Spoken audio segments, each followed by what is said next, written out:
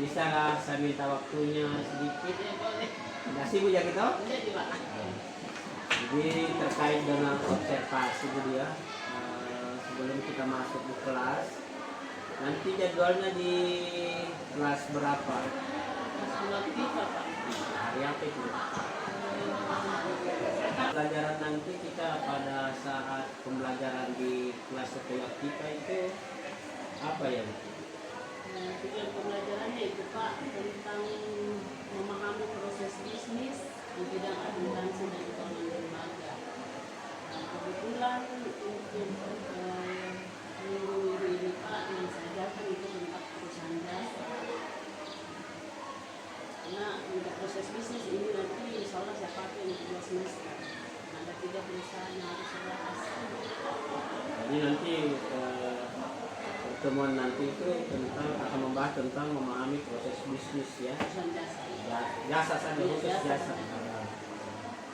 Terus bagaimana model metode dan strategi pembelajaran yang kita akan terapkan nanti? Jadi metode yang saya gunakan itu adalah strategi.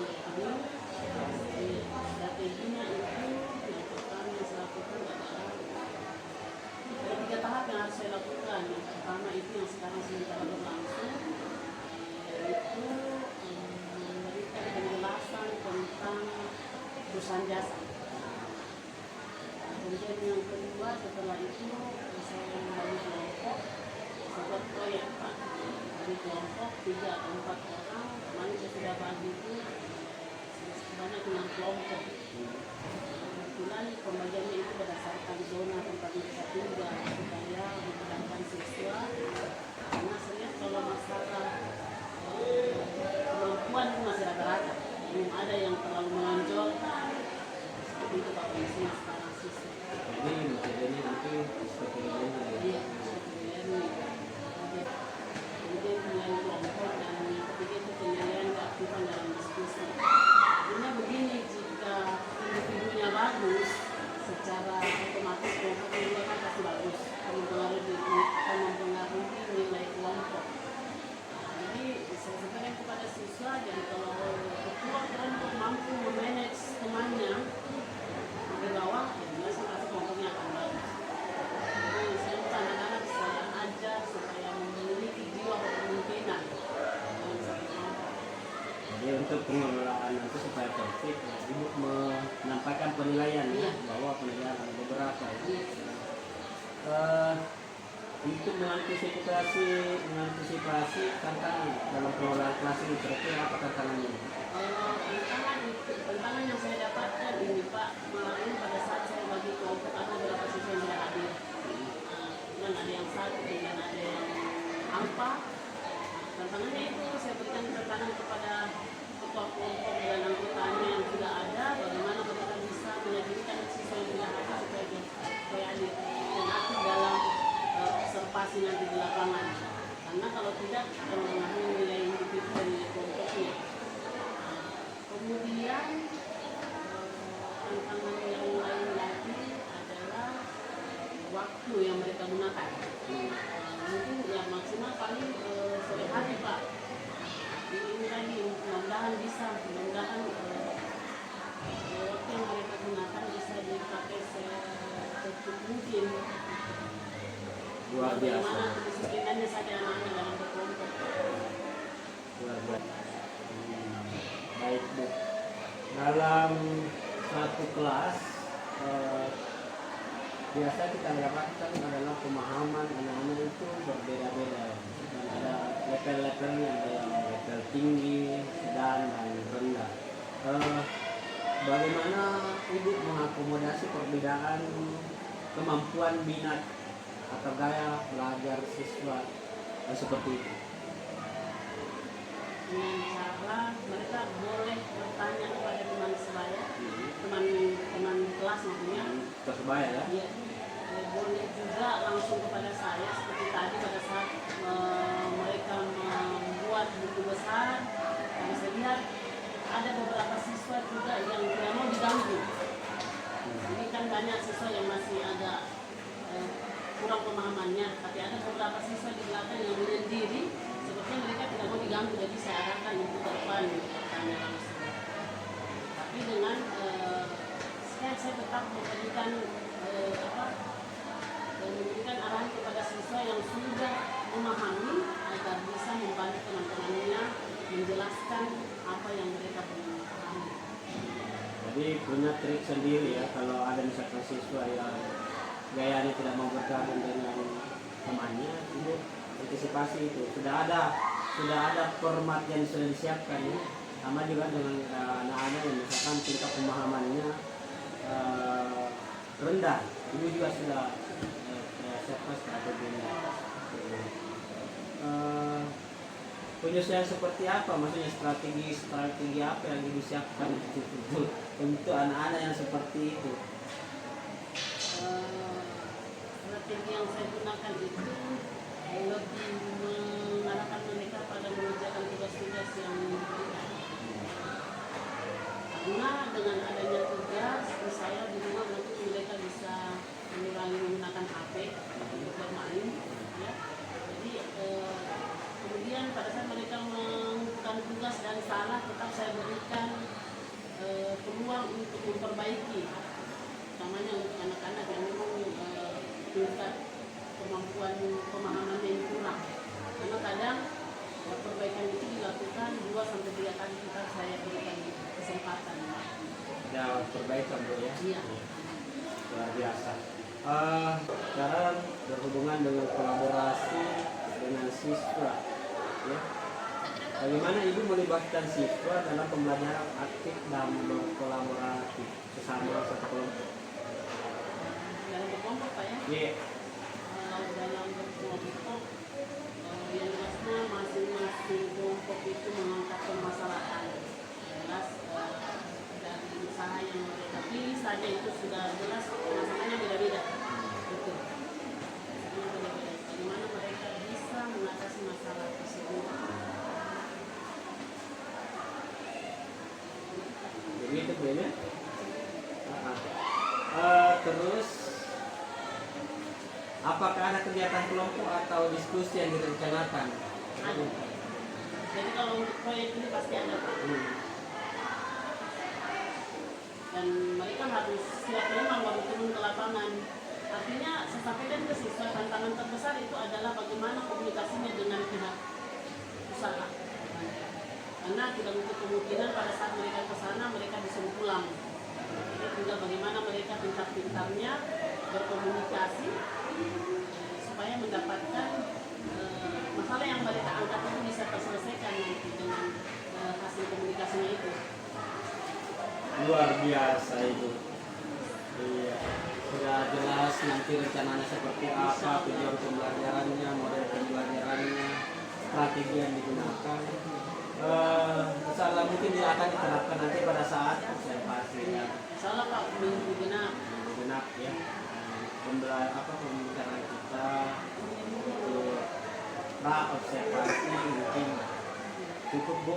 Luar biasa penjelasannya. Terima kasih banyak.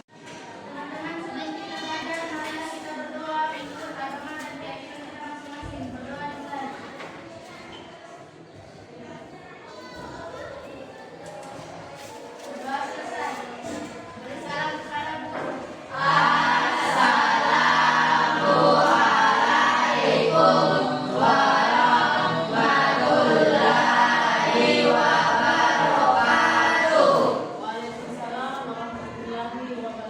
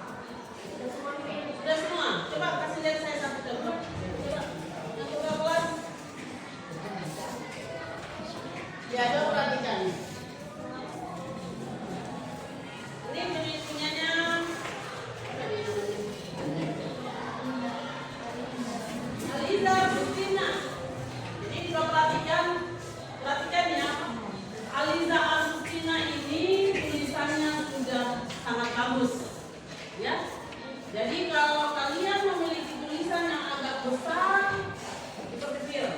Kenapa membiasakan diri kecilkan tulisannya? Karena pada saat nanti kalian ujian kompetensi kalian, kolom yang disiapkan itu kecil. Ya.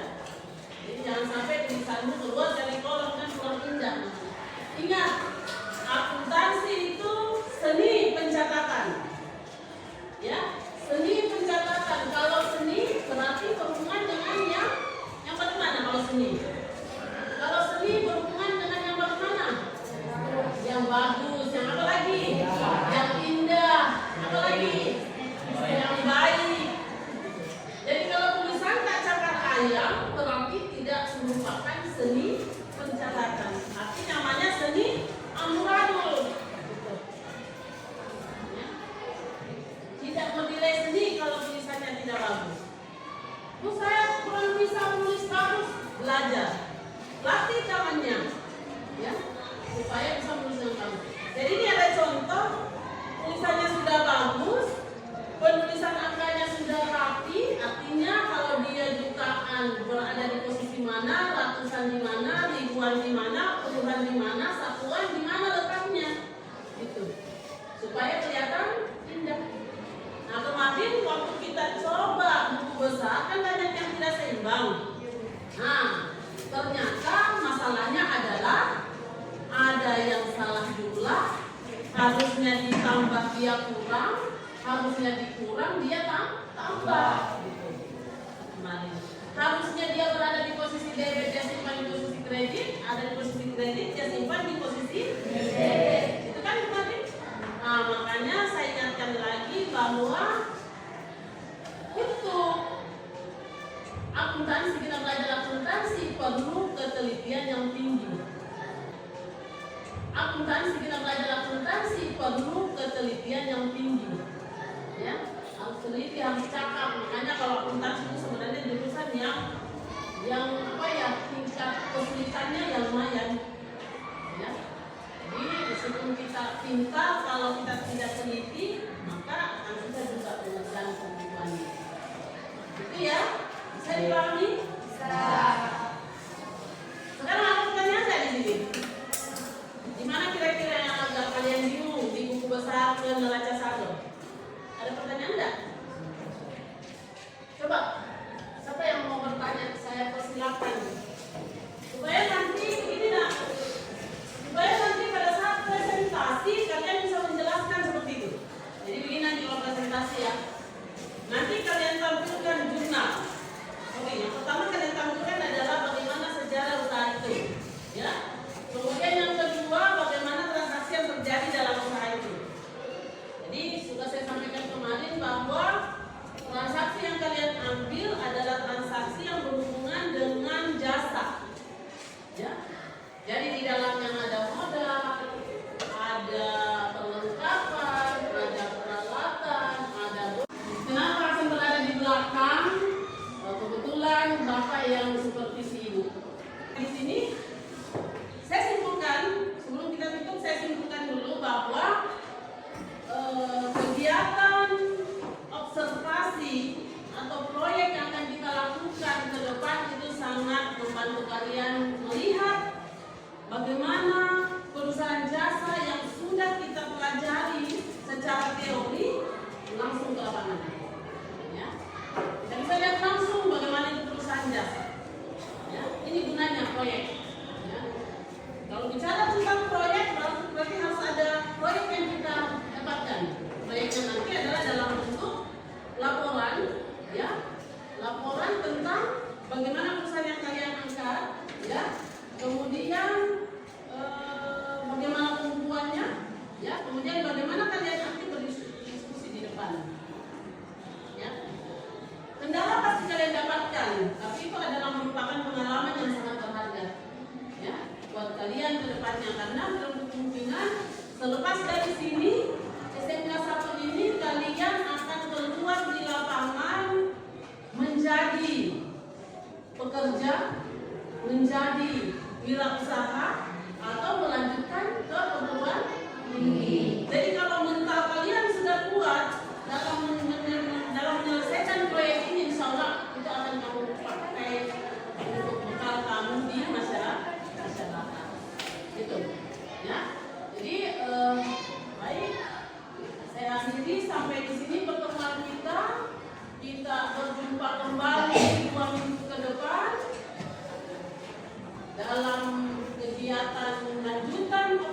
presentasi, yaitu presentasi masing-masing kelompok, dan ibu mengharapkan masing-masing kelompok menampilkan hasil dari kelompoknya sebaik mungkin supaya kalian bisa mendapatkan nilai apa yang paling tinggi? Terbaik. Nilai Baik. memuaskan. Ya, jadi saya sampaikan ada 4: memuaskan, baik, cukup, murah. Kalian mau berada pada nilai yang mana tergantung keseriusan kalian. Ya, tergantung kerjasamanya kalian. Tergantung apa lagi? Semangatnya kalian. Ya, baik anak sekalian, sendiri. Wassalamualaikum warahmatullahi wabarakatuh.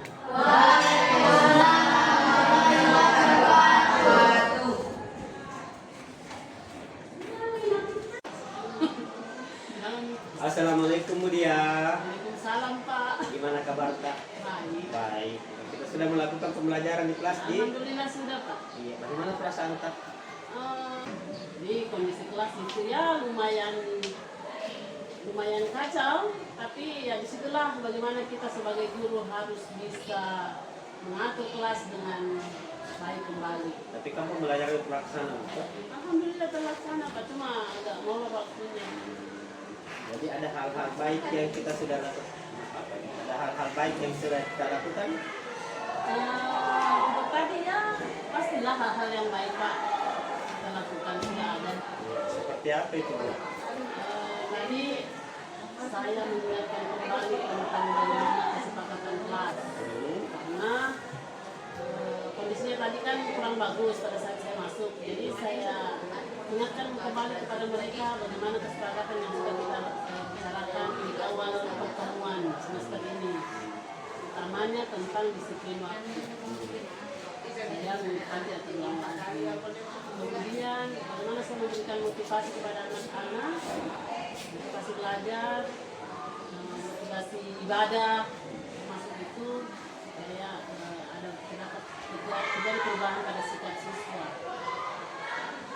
Kemudian saya ingatkan lagi kembali tentang pembagian kelompok yang kemarin sudah kami lakukan, apakah berjalan. Ternyata baru sekitar 2 kelompok yang melakukan observasi karena kendala ada beberapa siswa yang tidak punya kesempatan katanya itu. Jadi bagaimana saya memberikan semangat kepada mereka supaya Jadi begitu, jadi hal-hal baiknya tadi kita mengingatkan kembali kesepakatan kelas yang kita sudah laksanakan ya. Iya Pak ya. Terus mengingatkan kembali tentang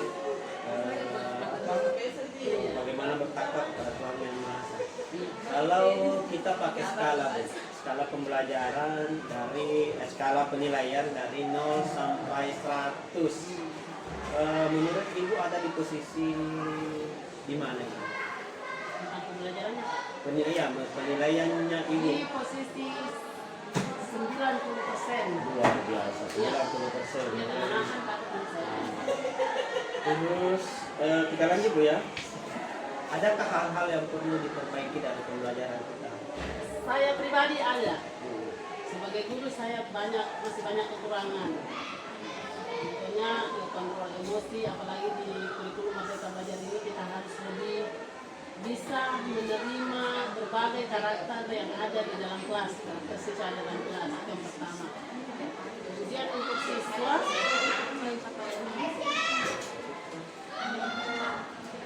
kalau sebagai siswa Perlu diperbaiki. yang perlu diperbaiki ya semangat belajarnya Pak, karena sepanjang saya mengajar ini kurang lebih 3 bulan ada perubahan yang positif di semangat belajarnya siswa. Jadi kita Tapi itu kan tergantung juga dari kita sebagai guru bagaimana mengkomunikasi.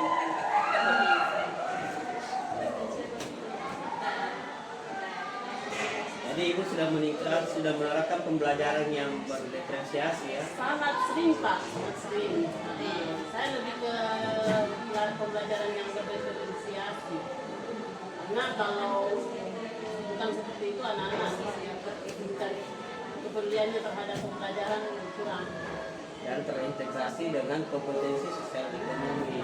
Terintegrasi banget. Iya, jadi tujuannya Ibu kalau yang tadi menerapkan pembelajaran diferensiasi untuk mengakomodir karakter siswa yang di kelas itu kan berbeda-beda, terus kemampuannya juga dalam hal penerimaan kan berbeda-beda, gaya belajarnya juga berbeda-beda. Luar biasa Ibu memang sudah masuk dalam kategori guru yang memang yang diharapkan dalam kurikulum Merdeka. Lanjut Ibu, rencana ini ke depan untuk mengcover tadi atau mengakomodasi kebutuhan siswa tadi yang berbeda-beda seperti apa? Dengan melihat, dengan bisa menerima perbedaan itu, artinya bahwa pada saat kita melakukan proses belajar mengajar, kita tidak boleh kita sebagai guru tidak boleh mematok bahwa si A ini harus sama dengan si B. Ya. Misalnya contohnya dalam hal pemberian tugas, kalau misalnya si A dengan tingkat IQ yang memang bagus, tidak boleh kita samakan jumlah tugasnya dengan anak-anak yang memang tingkat kepandaiannya itu kurang atau sedang. Itu harus dibedakan Pak. Misalnya si A yang bagus cara menerima pelajarannya, kita kasih soal 5 misalnya, yang lainnya misalnya 4 atau 2. Jadi ada perbedaan ya siswa yang tingkat kesulitan soal juga pasti berbeda. Tingkat kesulitan soal berbeda. Jumlah soalnya juga beda. Kurang, jumlah tuntutan jawabannya mungkin kurang. Ya, luar biasa ya. Pengelompokannya juga berbeda. Sudah itulah harapan untuk pembelajaran diferensiasi, terus penerapan untuk tadi penumbuhan karakter ya, penerapan untuk KSE-nya. Kalau komitmen ini terhadap pembelajaran di kelas seperti apa? Komitmennya itu janji Pak. Jadi dia selalu menerapkan pembelajaran yang berdiferensiasi, itu komitmen saya sebagai guru.